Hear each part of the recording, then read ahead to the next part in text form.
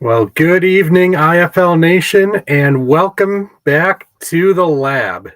It has been a lengthy 7 months waiting in the wings from the championship game last August to opening week ahead in 2 days' time. We are finally here. Thank you for tuning in. I hope you all are having a great day today. I know I'm having a great day because, like I said, we are just days away from the start of the season. And you know what that means. Say it with me, everybody. It is Wager Wednesday in the Indoor Football League. So great to be back with you all as we do another season of dissecting the lines and odds from all of these games and see if our picks stack up at the end. For those of you who are new to this channel or the Sports Coast to Coast Forum, I want to welcome you aboard. My name is Alex Schuberth. I am a huge fan of the Indoor Football League, a passion that I have channeled into my current role as an IFL contributor, lead IFL contributor, on a site called Sports Coast to Coast, which is a Pacific Northwest-based sports forum site. They cover a lot of sports, but they specifically specialize in complete coverage of the Indoor Football League and all of its member teams. We've got up-to-date rosters, game previews, recaps, and other analysis just like this. It is a fantastic place to familiarize yourself, especially as we get started with this season, with the teams and the players that are going to be providing us insane entertainment for the next 5 months or so. So definitely check it out. I've dropped the URL in the description for that. There you will also find my written version of this that I uploaded earlier this afternoon. Before we get into more of like the nitty-gritty presentation side of things, there is one thing that I would like to address and just remind everybody of, for those that might be newer to the game that watched the games on YouTube last year. There's been a significant change, and a controversial one at that too, but a conversation for another time.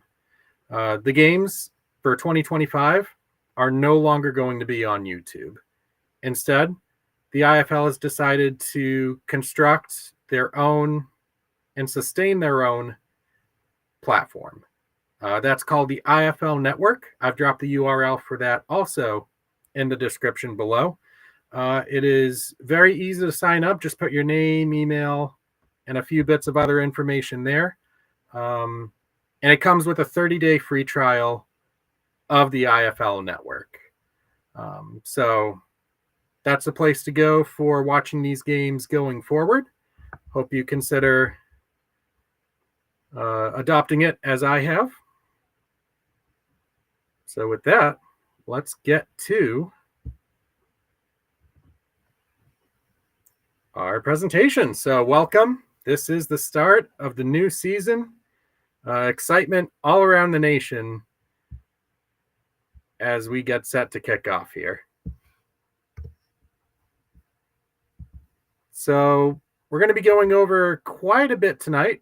Have a lot of ground to cover. As you can see, my visual representation of my excitement on the top right there. First, I'm going to be talking about Wager Wednesday. How did this series come about? Why am I still doing this series in year 3? And as part of that, I'm going to do a quick introduction to some bet terminology. For those who have followed my posts for the past year or two, probably already are very familiar with how things work. But if you're new this year, we'll walk you through and get you up to speed on what each of those different terms mean. We will recap the 2024 season, see how that stacked up with respect to 2023, and point out some season-long trends from over-unders to team-specific results. We'll dive fully right into that. And once we have all those pieces in place, we'll set sail on 2025. We have a 3-game slate that we will be making selections on tonight, which gives us a 3-game pool with which to create our 3-leg parlay. And there will be a special guest on board tonight. to help us with analyzing and debating those selections. So definitely stay tuned for that. So, Wager Wednesday. How did this series come to be where it's at today? For those of you who know me very well, I am a very heavily analytics-based guy. I love crunching numbers, and this is the beautiful marriage of a passion for math and sport. So the model that I've come up with is something that I have cultivated for the past couple years.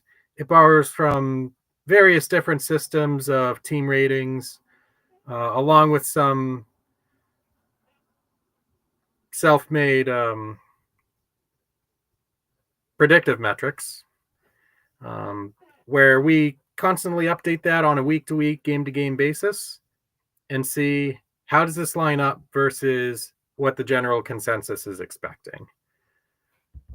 So as far as evaluating how we do, we look at two things. One thing that we look at is win-loss record, which is good in its own right, but it doesn't tell the full story necessarily, because if we were to just do win-loss record, we just pick the favorite to win every game straight up. If we're lucky, we might hit 70% of the time, but that's no fun, and it gets quite monotonous. So the other piece that we do have is the financial aspect of it. Across our entire portfolio, how are we looking? Are we making money or losing money in the short, mid, and long run? For our picks this season, we are going to be doing largely the same as what we did in 24. On my written posts, I have a flat bet and a weighted bet on each and every game, where the weighted bet is just more of an indication of how confident I am in that pick hitting relative to the rest of the games in the week. And with each week having at least 3 games this season, we will be doing weekly parlays throughout the season. We're hoping for a little bit more luck than we had a year ago when we only hit 1 of our 19 attempts. Despite that lack of success, I'm keeping the minimum combined odds completely intact at plus 400 or better. And another thing that I'm doing, which is what I tried to do a little bit last season, is keep the proportion of my bets on each type as even as possible. It's not going to be perfect, but I will try my best to keep those as balanced as I can. And as we go about this season, we'll have weekly recaps and keep adding to a season-long tracker that we'll be using to guide our picks moving forward. So first, one bet type that we'll be diving into throughout the year is called the spread. The best way I can describe this is it's an expected margin of victory that odds makers feel that a favored team should win that game by on a good day. So if we're looking at a pick, for example, of Arizona minus 5.5, that means that the Rattlers have to win that game by 6 or more points for that bet to cover. If the Rattlers win by less than 6 points or 5.5, or they lose the game outright, the bet would lose. On the flip side, if you take the team that is not favored, what you're hoping for is either an outright win or for that team to keep that margin of defeat less than the specified margin. So Quad City plus 4.5, if the Steamwheelers were to lose the game, say on a last-second field goal, to lose by 3 points, you would still win that bet because they kept that margin of victory below that 4.5, as an example. Most of the time, these spread bets are going to carry minus 110 odds, but they do sometimes change to around minus 112, minus 115, or minus 105, depending on where the money's going at a given moment in time. We'll get to kind of what those odds mean in just a little bit. The over-under is another bet type that we're going to be diving into, which is just add the two teams' point totals together, and that's what you come up with for the game total. So the example I have up here first is a Jacksonville Fishers game that's set at 87.5. If Jacksonville wins 50-47, 97 points, anybody that had the over on that bet would win. If instead Fishers were to win 42-30, that's 72 points, that's below, so underbettors would win. It's important to note that settlement of this bet does include overtime. So that is something to consider for the underbettors in the audience. And lastly, the money line bet, conceptually the simplest bet of the bunch, just picking which team is going to win. And this is what I was alluding to earlier with betting favorites all the time, is that those payouts on an individual level aren't necessarily going to be as high, which makes sense because that team in most instances is going to win those games. Where we try to pluck value from this bet type is identifying those underdogs that might be notably undervalued. So hopefully we'll get a little bit more money line magic this year than we did last year and kind of go back to our 2023 form in that respect. A couple other terms before we move on. You might hear me mention the hook quite a bit throughout the season, and that just refers to the half point associated with most spread and over-under bets. So similar in mold to the couple examples that we went by earlier. No, we can't score half points in indoor football. Not that crazy of a scoring format, but it's just a general convention in most sports that take wagering where you put that hook in place and you ensure a winning side and a losing side of a bet. Not all bets necessarily have to have a hook, but in cases where you can have a hook, you probably will. And then the odds, you mentioned me throw out this term already. It's just a numerical representation of what a bet would pay if it wins. So anything indicated with a minus, like let's say the Nighthawks are a minus 150 favorite against the San Antonio Gunslingers. If the Nighthawks win, you need to risk $15 in order to win $10. Or some people like to think of it as bet $150 to win $100. On the other side, if the Gunslingers are an underdog at plus 130, the plus number indicates how much money you would win if you were to wager X amount of dollars. So a $100 bet on the Gunslingers, if they win, would win $130, so the payout would be $230. If you bet $10 on them to win, you get $23. The $13 that you would win, and the $10 original stake that you would keep. So our results from a season ago, they look reasonably solid, but we were a little bit down on the money. And for those of you who followed along last year, things were not looking good about 2/3 of the way through the season. We were 8 picks below 500, heading into week 15, and somehow, some way, we willed our way to a thoroughly convincing plus record, at least on the bet slip count. We had a bunch of success picking spreads and over-unders, keeping up our trend that we had established in 2023, with some struggles on the money line front. So obviously that is where we lost the most money, took the biggest hit. But again, that's all the nature of the game. So we've had a couple years now where lines have been live on the Indoor Football League. What are some really noteworthy trends that we've seen that might help us with constructing our bets for 2025? The first thing that I look at, underdog spread betting has been a delightful gold mine for people backing the underdogs on the spread. It was a 57.3% successful proposition in the inaugural season of 2023. Somehow, in some way, that improved even more to a 58.8% conversion rate in 2024. So people that have been confident in the underdogs and putting their money there have made out really, really well.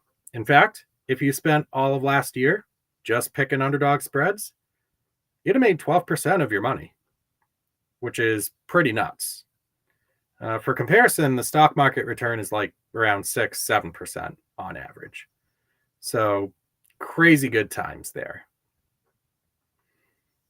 The other trend that was surprising to me when I looked at this data is the over-under splits, where in both seasons leading up to this one, the under has actually been more successful, albeit by a bit of a slim margin.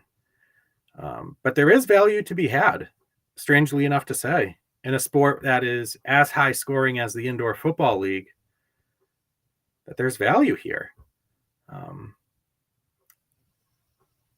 So yeah, we hit a really nice stride with our under picks last season, went 8 of 10 to close out the campaign.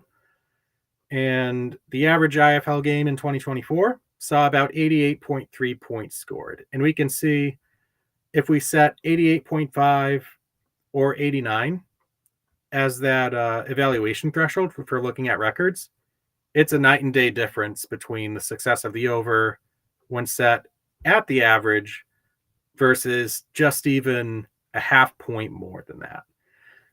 So what might that number look like going forward? Only time will tell.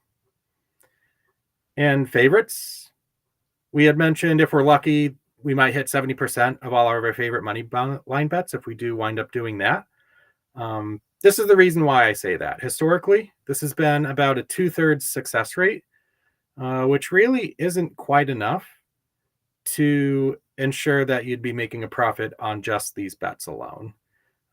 But if you are in a spot like I was last year, where you just need to see some bets go through if you're in a little bit of a rut, it's not a bad option to have. So let's talk about upcoming rule changes for this season. This was a pretty big storyline in the offseason when the rule changes were announced a couple months ago. The biggest one, in my opinion, is the reinstatement of the positive yardage rule, which states that if a team's up by 14 points or less, it has to gain positive yardage when they have possession of the football to keep the clock moving. We saw this rule in the IFL for 2021 and 2022. They scrapped it prior to the 2023 season and decided after a couple of years, hey, let's bring this back as another added element to the excitement of the game. So you have that rule, and you also have some defense and special teams adjustments as well. So on kickoffs, if the ball goes out of bounds on the fly, it's just going to be set at the receiving team's 20-yard line each time. The adjustment going up to the 25-yard line has been removed to prevent any confusion about the rule going forward. It'll be interesting to see with that change if there's a change in the number of deuces that teams attempt. It'll be curious to say. The other rule changes on defense, long story short, they relax the restrictions that we've seen before. So there's no distinction of in the alley versus out of the alley. There's no illegal twist. The other one to note is some more clarity on what constitutes offside on the high motion man. So there used to be that 1-yard grace rule. That has been removed in favor of a more clear way of determining an offside. And that is determined by foot placement relative to the line of scrimmage. So a bunch of different rule changes, all meant to speed up and heighten the overall entertainment product of these games. So we'll see how these kick in over the next few weeks. A quick look at our overall record dating back to the series origin back in 2023. It's been really good. It has been a solid run. We're hitting on about 54% of our bets. We have returned just about 5% of our original investment. Total record of 128, 109, and 2 with about 12 units of net gain. So looking to keep those positive ways continuing here. Some goals that I have for this season is improve upon that 5% ROI this season. So in doing some number crunching, I calculated that out to about a 6-unit or $60 profit margin to get us to that milestone. So that is our goal from an overall standpoint. Diving in more granularly, I'm looking to outperform the population for each bet type and selection that we make. So favorites and underdogs on the spread, overs and unders on the point total, and favorites and underdogs on the money line. We were able to do this successfully last season for both ends of the spread and both ends of the total, but the money line is where we lacked. So hopefully we get all three to go our way this time around. On the parlay side, I think we can get at least 3 winners throughout the season. We're going to have 20 attempts, which includes the first round of the playoffs, which will be around late July. Another one that I'm looking to accomplish this season is winning at least 7 picks for all 14 teams on the season. There were several teams, particularly out west, where I really struggled with getting picks right, namely the Northern Arizona Wranglers and the Tucson Sugar Skulls, just to name a couple. So hopefully my knowledge of those teams is more well-rounded heading into 2025 rather. So we'll see what results we can get from that. Before we go into the games here, a couple disclaimers to go through. The lines and odds are going to come from DraftKings Sportsbook. In the event that DraftKings doesn't carry a money line wager for a game, I'll fill those in with ESPN bet lines once those become available. Typically, those come out on Thursday or Friday of a given week. For our purposes, though, all of our evaluations of these picks will use the DraftKings lines and odds. Secondly, this is something that I do just for fun. It is not intended to be, a money-making tool, trying to find the easy money, anything like that. We're doing this for fun. We're seeing if we can use our methodology to come up with some winners. No more, no less. If you do decide to try your luck, you're more than welcome to do so, but please do it responsibly. You have to be 21 or older to play in most jurisdictions, and practice safe gambling habits. Have a budget, risk only what you can afford to lose, and manage your time and your priorities wisely. If you or a loved one is having trouble with problem gaming, there's a bunch of resources online that can help with recovery. Haveagameplan.org is one of but many examples of resources where you can look if you're having a hard time. And with that, it is time to make some picks. But before I do that, I want to introduce our special guest of the evening. This guy is a very, very engaged fan, a great advocate of indoor football as a sport as a whole. His content has spanned multiple leagues, from player and personnel interviews to watch parties of historic AFL, AF2, NAL games. He is definitely a must follow if you're in the indoor football fan community. And it's a pleasure to have him on board tonight. So without further ado, it is my great privilege to welcome Trey, the creator of the Off the Wall podcast and blog. Trey, good evening. How are you tonight? Alec, I am well. Thank you so much. I'm humbled to be the first guest on this season of Wager Wednesday, so I'm excited to talk shop with you and talk through the IFL. It's been a long season, or long off season, I should say, but we're here. We made it. We're 2 days away now. Let's dig in. Let's see what we can find. Absolutely. Appreciate you taking the time from your busy schedule to hop on with me. This is going to be a lot of fun. Yeah, for sure. Let me get DraftKings up here quickly. Rotate some things around. Perfect. I can zoom this in a little bit too in case we need to magnify it a little bit. There we go. All right. So game number 1. This will be the first game to kick off on Friday night. The Jacksonville Sharks looking to rebound from a 5-11 season. A tough task up ahead on the road against the reigning Eastern Conference champion Massachusetts Pirates.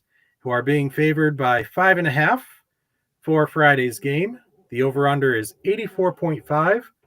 Jacksonville is plus 190 on the money line, and Massachusetts minus 230. This is a very interesting line. I didn't exactly know how it was going to open. To be honest with you, I could have seen it at anywhere like plus 7.5 with either side being favored. Trey, your initial thoughts on what caught your eye when these lines first opened? I was thinking the same thing. I wasn't sure how this one in particular would open up. I'm hearing a little bit of echo. Can you hear that? Or no. Not really. Here, I have my water bottle here. I'll put it down. Maybe that'll help. All right, I'll just power through. Yeah, I feel the same way with you here. I feel like it could have been either way. I feel like Jacksonville has really turned the ship around for themselves roster-wise heading into this season. Massachusetts is another one where they're perennial contenders in the East. They're always going to reload, but the biggest weapon that they have is now on the Jacksonville sideline. So it's a very interesting situation where, like you said, if Jacksonville was favored by 5.5, wouldn't have shocked me. If Massachusetts is favored by 5.5, it wouldn't have shocked me either. I understand where it's coming from. And it's going to be one of the tougher lines of the week for sure. Do you have an initial hunch on which bet you would go with here? I have a strong lean towards Jacksonville plus 5.5. Just because I don't think we're going to be getting points for the Jacksonville Sharks very often this year. I think this might be one of the only situations where we get a plus next to the Jacksonville Sharks name. I feel like a lot of teams they play, depending on how well they start, of course. I feel like they're going to be favored in a ton of games this season. And Massachusetts getting a new quarterback, new running back, plenty of talent still. That's not the problem. But it's a lot of new pieces coming into play at once. And I think Jacksonville's obviously finished last season hot and only added more offensive weapons. So I'm leaning Jacksonville plus 5.5 on this one. I'm definitely right on the button with you on there. My pick on my written post was also Jacksonville plus 5.5. Yeah. And to me, what really guided this selection was the body of work, albeit a smaller sample size, that Caleb Barker has offered as the starting quarterback of the Jacksonville Sharks. Winning 3 of the last 4 games last season, that only loss being a very narrow 3-point defeat against a team that happened to be among the best in the IFL last year in the Green Bay Blizzard. Add it all up, Caleb Barker is 4-0 against the spread. As the starting quarterback of the Jacksonville Sharks, this guy has championship winning experience, guiding Northern Arizona to the 2022 championship. And like you said, Trey, there are significant weapons across the board on offense at his disposal. Yeah, for sure. Interestingly, the spread for the Jacksonville, Massachusetts game last year, early on at Tasonga Center, was also 5.5. And that was a game that Jacksonville covered by the hook by a narrow score of 26-21. There was about as much room to run in that game as a MAC basketball game in mid-January. Shout out to Mount St. Mary's, by the way, for winning their March Madness game today against American University, representing the MAC. Let's go. But yeah, I think we both hit the nail on the head with this one. It's going to be close. It could very well come down to a field goal at the end of the game. And given how ridiculously successful underdogs have been historically the past couple of years, Jacksonville is a great pick in my opinion. Yeah, I think that's the most value you're going to find on the board this week. Mm-hmm. And actually, to your earlier point, where we might not see Jacksonville as an underdog all that often, they were the only team in the league last season to actually not be favored in a single game. Every other team of the 16 that played last year were favored in at least 2. Right. Which is staggering. So, yeah, I'll be making a big deal of the first time that I see Jacksonville laying points. Yeah. Yeah, for sure. And I don't think plus 190 on the money line is bad either. Like I think if you do a little on the money line there. That's not a bad thing. I think Jacksonville has a very strong chance of pulling this off, and plus 190. That's pretty strong money for what I think is a pretty even matchup this early in the season. Yeah, definitely. If you're looking for more of a home run right out of the bat, tough to do better than that at almost plus $2. All right. Let's move on to the second of Friday's doubleheader. Historic matchup, Green Bay, Quad City. Steamwheelers at home, but giving 3 in the hook to the Blizzard. Over-under is 85.5. Green Bay is minus 180 on the money line, and Quad City paying blackjack money at plus 150. These teams met up with each other 4 times last season, 3 regular season meetings and the playoff matchup. Green Bay took 3 of 4, including that first rounder.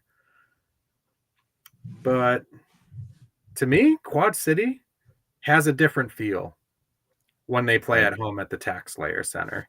It's not a guaranteed win at any time, but you certainly can't write them off. What do you say, Trey?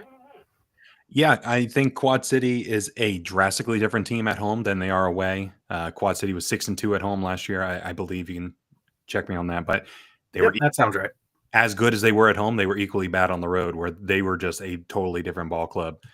So it's interesting to see them as home dogs in this spot, just because of how well they played at home. But Green Bay's returning a lot of key pieces, like Max Mailer at quarterback, and quarterback consistency is something you don't see too often in the IFL for consecutive years. So he had an MVP caliber season last year, so it makes sense why Green Bay is favored here. But if I'm looking at a specific play, there were a couple things I learned in IFL betting last year.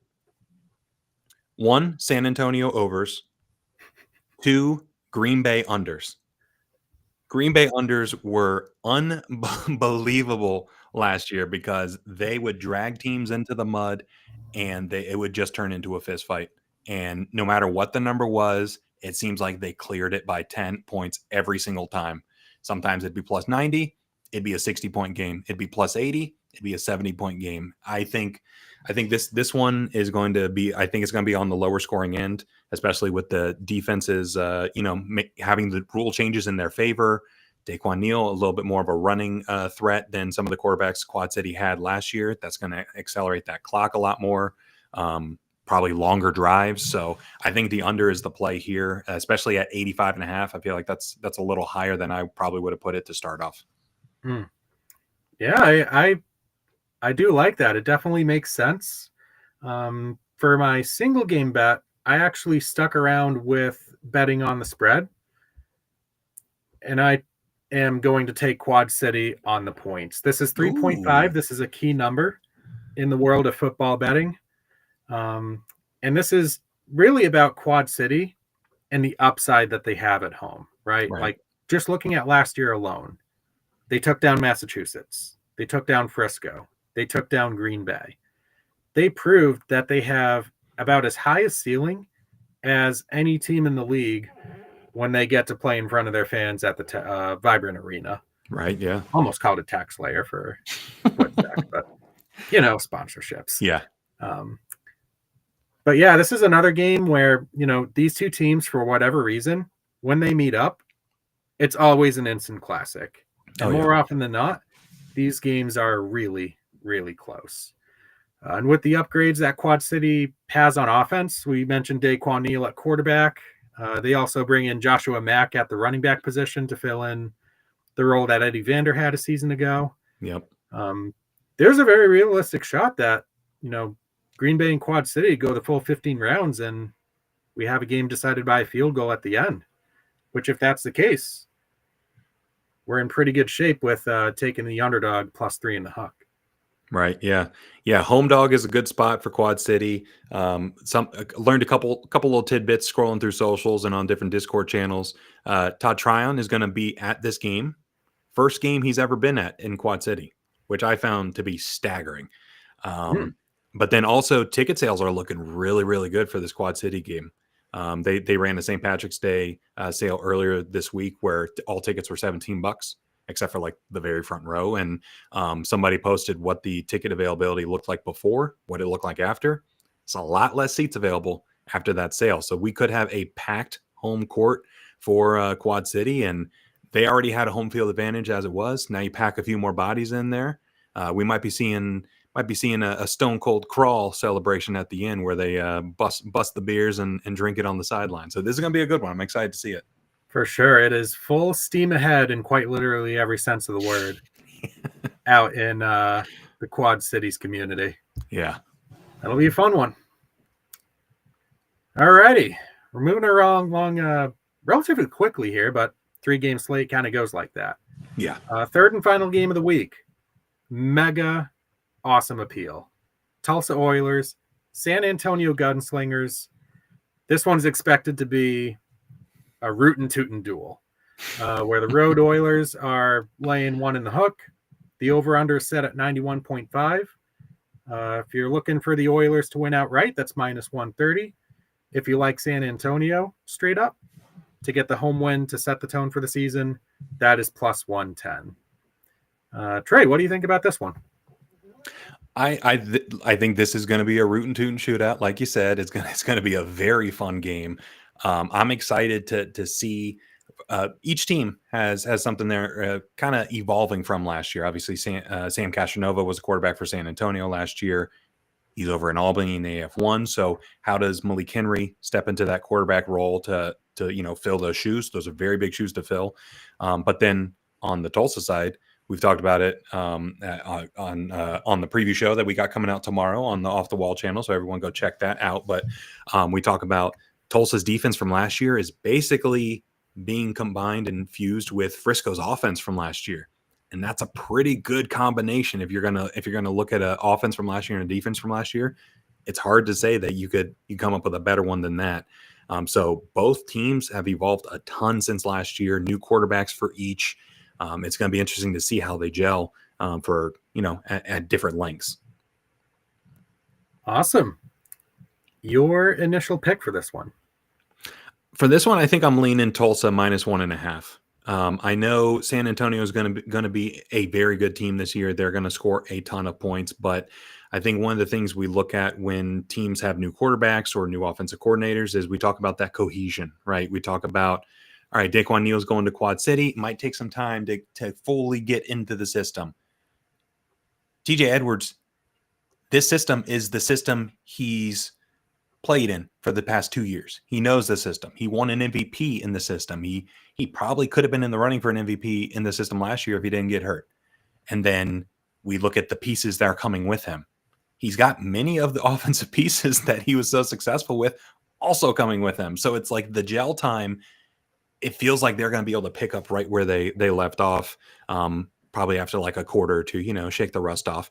But I just feel like Tulsa is in a very good spot to start early and to really get things going a little bit quicker than San Antonio can. But like you said, San Antonio is going to make this one heck of a game, and it's going to be a good one to watch. I like it.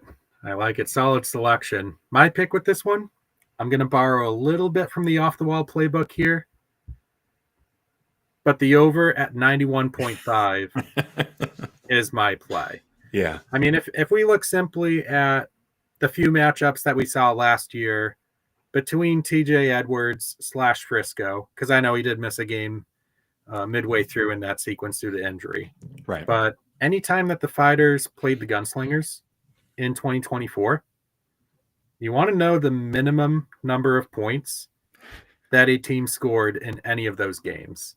Take a while. Wasn't one of them like 61-58 or something? Just something absurd like that. The lowest point total, Trey, by either team, 52. There it is. Yep. 52. And what drew me to this pick, even though I'm a little bit hesitant about playing point totals this early in the season, is that continuity that you talked about, right? Yeah. This Oilers offense with TJ Edwards, with Martez Carter, with Cole Blackman, all these other guys that they have in the fold, it's going to be a matter of essentially picking up right where they left off. And San Antonio's defense, even though they've added some pieces and kind of fortified that part, you still have to go out and prove it at the end of the day. Yeah. And San Antonio's offense, they lose Castronova, but they kept all of their other players at running back and receiver that made that offense so special last year. Keyshawn Harper, Naquan Murray, Kali Rashad. You get to add Glenn Gibbons to that rotation as well. Right. The Oilers defense was a top 5 unit last year, but this is as tough a matchup as it gets. And let's be honest, are we going to see a Gunslingers game with a point total this low again? For a team whose over-under averaged basically 100 at least a year ago. So I do have confidence in this pick, even though it's relatively high for a game one average. But that is my play. Tulsa, San Antonio, over 91.5. That makes sense, yeah. To wrap up the single game. All righty. Now, Trey, question for you. If you were to take a pick from each of these 3 games and make them into a parlay, how would that look for you? I did a little bit of research from last year, Alec. I did some digging, and unders started 8-0 last year. That is right. People were shaking off the cobwebs, getting used to the new teammates, getting used to, putting pads on and banging and clanging down in the trenches. I feel like we're in for an all under week. Like, I feel like if I was to submit a parlay, it would be 3 straight unders, following the trend from last week or last year rather, but then adding in those defensive rules that make things a little bit easier on the defensive linemen and make things a little bit easier on the linebackers. I feel like it's going to happen. Like, I know it goes directly against what you just mentioned with the over on the Tulsa San Antonio game, but man, I'm hoping if I'm jinxing it and we get overs in week 1, so be it. I'll fall on that sword. But it just feels like we're in for a 3 straight under week. So I would submit all unders for the parlay at plus 595. I like that view a lot. And actually, I vividly remember that 8-0 under start to begin last season, because it was the Sioux Falls, Massachusetts game in week 3 that I went to, where I had played the over because it was at a really low total. I think it was like 77.5, somewhere around there. Game gets to 91. And I held up a sign saying the over finally cashed. And I had a bunch of the players sign it after the game. That's outstanding. Yeah, it took so long for a single over to get cashed. And I feel like historically, you got to follow the trend until it's no longer a trend. Yeah, the thing about this as well, from instilling a little bit of optimism into the over enthusiast standpoint, is that those over under totals last year at the very beginning were very high. A lot of them were like low to mid 90s. And some of those games, there were some near misses, and other games that were like 30 to 27. Yeah. Where it took teams a little bit of time to kind of knock off that rust, develop some continuity, and beat out opposing defenses. This year, we kind of see it's a little bit more restrained, held in check. I know when I made up my parlay on the post over at Sports Coast to Coast, I was definitely with you with the under for both games on Friday evening. The Pirates were 10-6 to the under throughout the regular season last year. They keep a bunch of that defense entirely intact. And perhaps forgotten in that shuffle, the Sharks, 3-1 to the under in the Caleb Barker era. Right, So even though it's a small number, 84.5, that's 12 touchdowns, and you have the hook as an added insurance. Right, yeah. 83.5 might be a little bit different, but I still like the under there. And for context, the 2 meetings last year combined for 47 and 74 points. So both were well below. Yeah.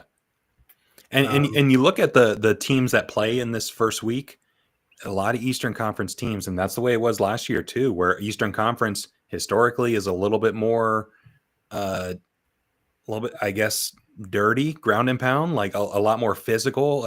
And the West last year especially was a lot more finesse, a lot more throw it over top. 30-yard bomb, 40-yard bomb, while Green Bay and Quad City, they were like, all right, we're going to trade 4-yard runs back and forth, and we're going to see who can outlast the other. And so that's a recipe for unders. So I think the Eastern Conference for sure. I don't know the math on it. I'll have to check, but it feels like the Eastern Conference unders were just immaculate compared to the West. I'd have to double check that as well, because I know I did team by team, so I would just have to add up the results from each of the 8 teams and see how that shook out. But Green Bay, Quad City as well. I know when I picked this game in the playoffs last year, both teams were on an under heater. I think getting into that game, Green Bay was like 5-1 to the under. Yep. Quad City was 4-2 to the under. So I picked the under and got a scoreless first quarter, which was probably the most amazing thing ever. But like you said, the Blizzard, very strong team to the under last year. I think they ended up 10-6 overall. And it's just a matter of Green Bay's offense not exploding for like mid 50s, low 60s.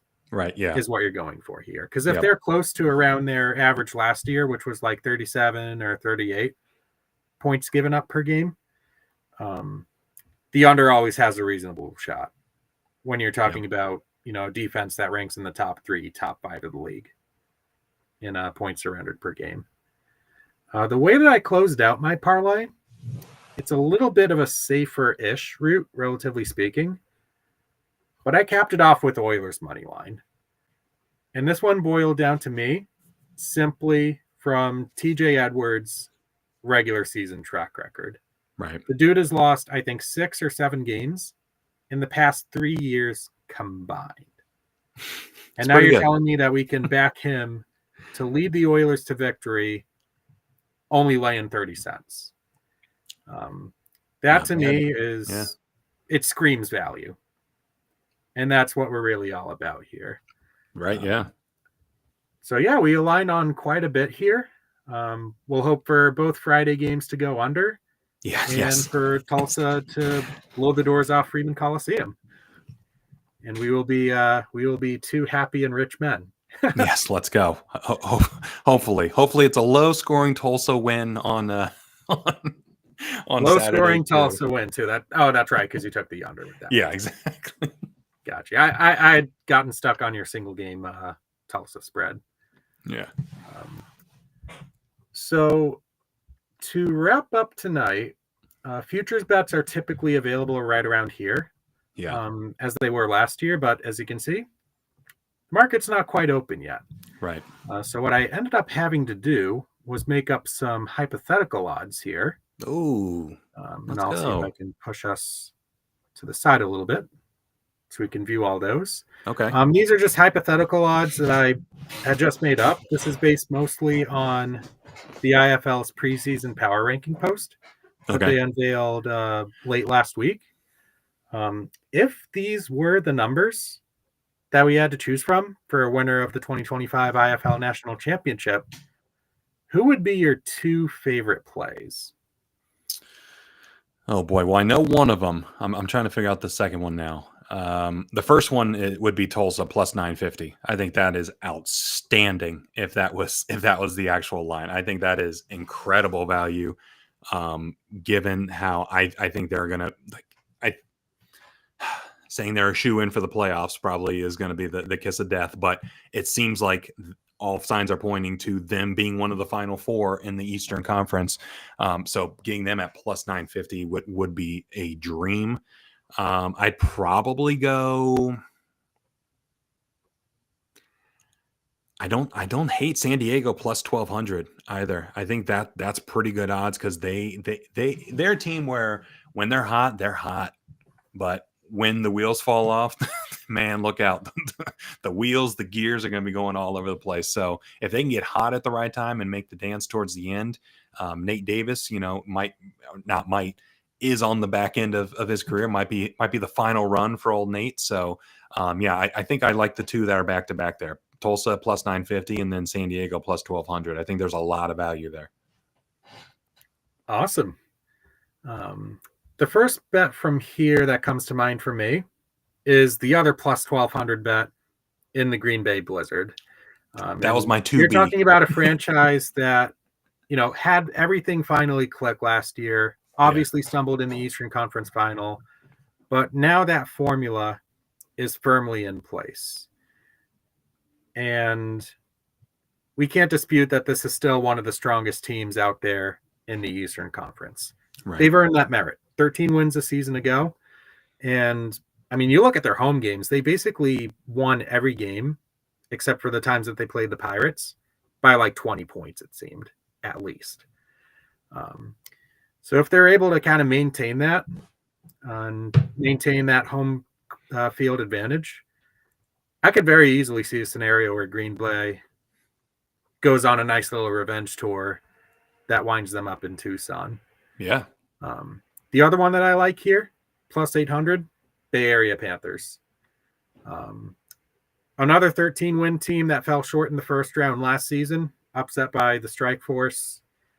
And Rob Keefe, after that defeat, he went right to work on revamping that roster. Basically, stole a bunch from Northern Arizona, added some other pieces like Justice King from that same Strike Force team.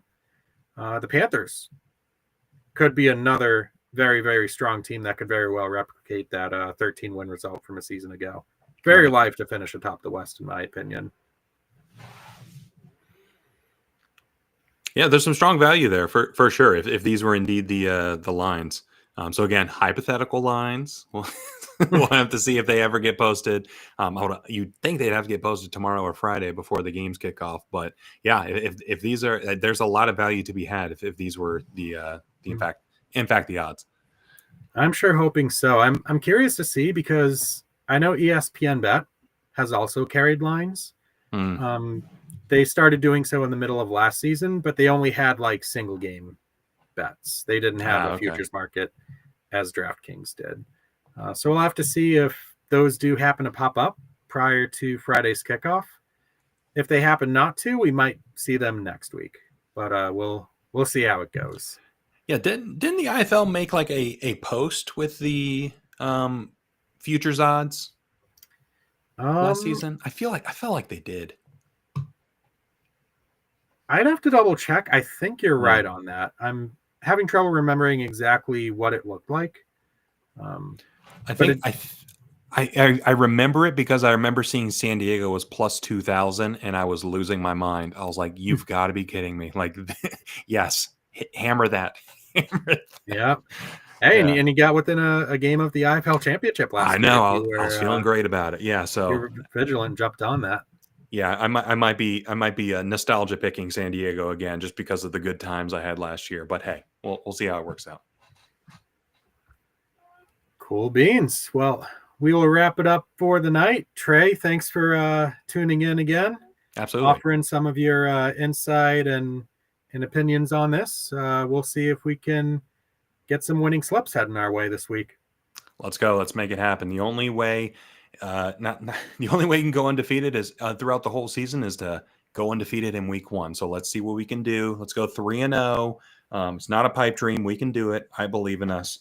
But yeah, I'm looking forward to the weekend, and I'm looking forward to connecting with you throughout the season and continuing to share insights, talk shop, and seeing this channel grow. Because I think this is going to be very exciting as more eyes get on the league, and especially the gambling element too. It's going to be very, very fun, very exciting.